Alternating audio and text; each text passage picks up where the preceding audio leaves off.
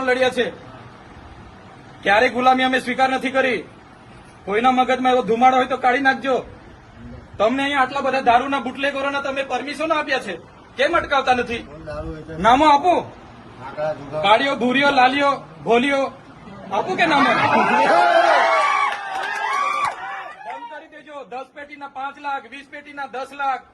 હપ્તા તમારા કોણ કોણ લે છે બધી યાદી છે ભાઈ, સમજ પડે છે ને?